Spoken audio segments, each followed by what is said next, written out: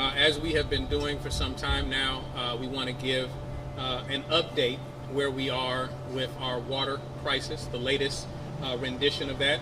I will always begin any discussion related to water distribution by stating that we are in an ongoing state of emergency, even when we're not facing a boil water notice or reduced pressure as we are facing at this point in time. And I think that that is important to recognize. That is a challenge that we're working through on many layers, not only working with outside agencies and partners that have been funded by the Kellogg Foundation, communicating prioritization and making certain that we observe every critical need in that water treatment facility so that we can check our homework. But what we are dealing with as it relates to the most recent challenge over the last week plus is the boil water notice and some areas that have reduced pressure. With respect to the boil water notice, sampling is ongoing. What it requires is 2 consecutive days of clear samples. We have been pulling samples over the last few days, and it is approximately 120 sample points. Out of the 120 sample points across the city, what we have seen is a pattern where one day they come back clear, and the next day, out of the 120, we have 1 sample place that is not coming up clear. And so we want to work alongside. That is an interesting scenario to us, and it is a bit perplexing to the people at the water treatment facility based on the history of sampling. But we want to work with the Department of Health and see, how we can get to a place where we can not only pull good samples, but move in alignment with one another. And so we look forward to continuing our work with them, both in terms of those who work on the ground or the grassroots level and the upper brass within the health department. Additionally, we have the challenge of water pressure that is affecting some areas around the city. We have talked extensively about the need to repair a few of our raw water pumps. That is the pumps that pull water off of the reservoir into the plant for the plant to then treat the water and service the residents of Jackson. Yes, last week I spoke about the thought that it may have been installed last week, or that was the optimism that they had. Unfortunately, they were unable to install them at that time. They discovered some other needs within those pumps.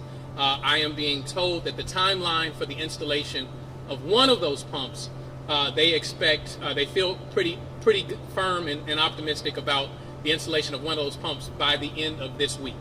And so that should help improve the water pressure. We have been seeing gains in the system. There has been some water pressure improvement in those areas that have been ailing, but ultimately we need the assistance of the additional pumps to improve the amount that's coming in, thereby helping the output of the water treatment facility. On the same subject of water, but not related to drinking water, we want to talk about our wastewater challenges. We have received calls from residents in the Queens subdivision, and we want them to know that we hear their concerns and that we are working on it. In fact, there are improvements coming that is already slated for a state revolving loan fund that has been approved. The plans are being drawn up by an outside contractor, EJES, in order to make those improvements. Until that project is fulfilled, they will not see the improvements that they ultimately are in need of. What we will do is continue to send crews out in order to mitigate that challenge until the larger replacement or the larger repair can be accomplished. This particular investment into the sewer infrastructure, into the waste infrastructure in the Queens subdivision is one of the largest investments that this community has seen in quite some time. I'm going to step aside and let our city engineer, Mr. Robert Lee, speak more as it relates to this particular SRF loan and this project. Thank you, Mayor. Good afternoon. The City of Jackson is working with the State Department of Environmental Quality on a project to replace just about every sewer line in the Queens and in the Country Club subdivision off of Country Club Drive. This is going to be a major investment in these two neighborhoods with the replacement of the old sewer lines that were originally installed when those neighborhoods were built and putting in new modern lines. One of the biggest challenges, particularly in the Queens, is that a lot of the sewer lines were put in the backyards instead of under the street. So that will make construction costs more challenging than a typical neighborhood where the sewer lines were put under the street. Right now the plans are 60% done. The consultants are finishing up their plans, getting to 90 and 100%. And then once we get any required easements or right of entries, we'll get the green light from the State Department of Environmental Quality to advertise it for construction. We anticipate start of construction sometime early next year after the bidding process, and it will be a very big project for the neighborhood, something that hadn't been seen since it was built. I think the folks in Queens will be excited for it. I know it's a long time coming, and it is one of our top priorities given the volume of sewer calls and sewer complaints coming from the Queens. Thank you, Mr. Lee. And let me just say to the residents of the Queens and any resident in Jackson who is suffering from sewer challenges from SSOs, that we not only hear your cry, and we are concerned. This is not something that falls upon deaf ears in the administration. This is the result of a city that is aging. Our city is getting older. Our infrastructure is getting older. And so it requires historic investment in order to address these challenges. We are regretful that our residents have had to experience this for any period of time, but we're grateful that there is actually a solution at hand and a revenue source in order to make this historic investment in the Queens subdivision, and we look to address other communities after that project is completed. With that, that's all the prepared subjects and remarks that I had for you. I will take any questions that you have at this time. In regards to the water pumps, so it's two pumps that are still out. One is close to being repaired. Is there a price tag or some description of what's the problem in fixing the pumps? Well, now I've heard about ball joints and all of these things. You're really getting kind of beyond where my understanding and expertise is. Both pumps, they believe, can be repaired. It's just the first pump that I spoke of being installed this week. I guess the challenges with that pump are not as significant, or they don't require as much, as many parts as the other one does, and so that is why that one is slated to be reinstalled this week. These are old pumps. Just as we have challenges with our pumps, we have challenges with our raw water screens, we have challenges with the conventional versus the membrane side. There is a litany of challenges within our water treatment facility. It may be the UV light on some days. And so literally when we have these problems, there's a troubleshooting process to see what is leading to that challenge this particular week, this particular day. And so that is why this is going to require a significant investment and overhaul of our water treatment facilities in order to improve conditions on a routine basis and provide a sustainable system and an equitable system. That gets into where we're laying distribution lines. We don't only have challenges at the water treatment facility itself, we have challenges with the water lines that rupture on a routine basis as well. How much is the city spending each week on the water distribution? I do not have a number. I can tell you that initially we benefited from a number of donations, which I want to speak to all of those businesses or residents that have come to the city's aid and to the people of Jackson's aid in order to provide water to us. I can provide that number to you at a later date. I just didn't come prepared to give you the exact figure that we're spending on distribution. What's the price tag on the Queens project? Talking about being the biggest investment, but I don't think I heard a number. The engineers working on the price, the estimate for construction. but it'll easily be north of $10 million, easily. And it starts next year, but how long will it take?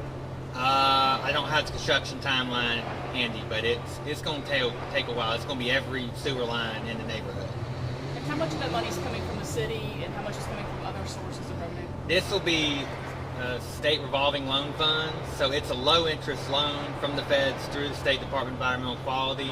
We do have to pay it back. There's like a very minuscule amount of principal forgiveness, like $500,000, which is a drop in the bucket, but it is going to end up ultimately being sewer paying it back, or the city paying it back over time. Regarding the water sampling issue, is it always like just one site that's red flagging of the 120 sample sites, or is it more, sometimes less others? It is, as it has been described to me, it is one, not necessarily the same location, but it is one out of 120 samples that are pulled across the city. It has consistently been around one site or one sample out of the 120 that comes up pulled, which is a little strange. I'm not alleging anything, but we want to get to the bottom of what we're seeing. Last week you said you were having conversations with the State Department of Health to maybe move the locations of some of those testing sites. How have those conversations No. gone? That is where it is pulled at the water treatment facility, and those are standard places where that is pulled at the water treatment facility. I believe that they approved the new sites, but it's a more formal process that has to continue.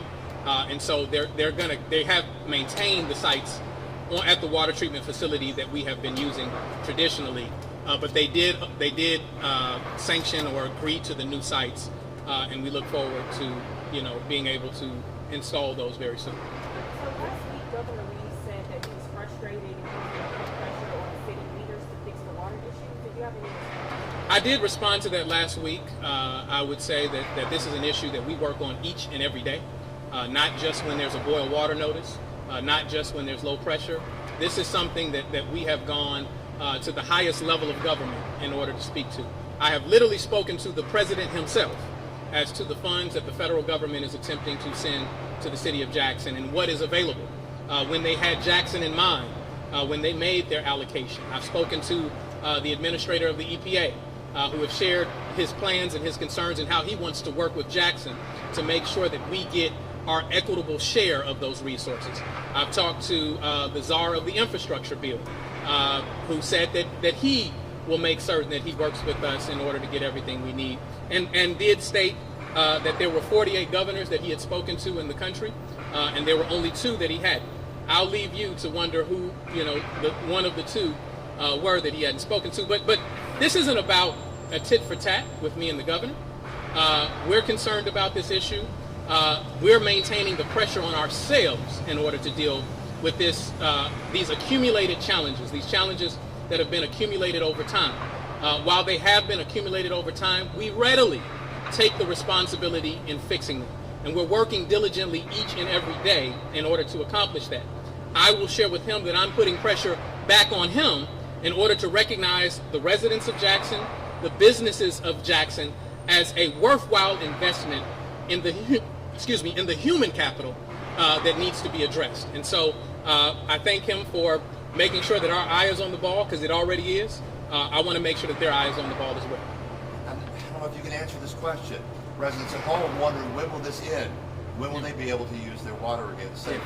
Can you speculate or predict? I can just share with them that we're working each and every day to end it as quickly as possible. I cannot give them a definite timeline or a definite date. I can tell you that we believe we're closer to accomplishing that than the time that we've already expended doing that. But that is all speculation. Hopefully we see an end of the boil water notice this particular week. But I would remind those residents that even after we're past this, without a significant investment and repair at our water treatment facilities, we unfortunately may be revisiting these same challenges in the near future. And so it requires that. And so, sometimes we're lured into a place of comfort, and we forget these challenges in between one circumstance to the next. And I have to continue to reiterate that we are always in a state of emergency based on the condition of our water treatment facility. Mr. Mayor, can you pinpoint those spots where you're getting negative samples from? I cannot pinpoint those spots, just that it's about 1 out of the 120 samples that is happening. I'm not saying that it's at the same place each and every time, and I don't want to create any unfortunate prejudice to any part of the city without proper information.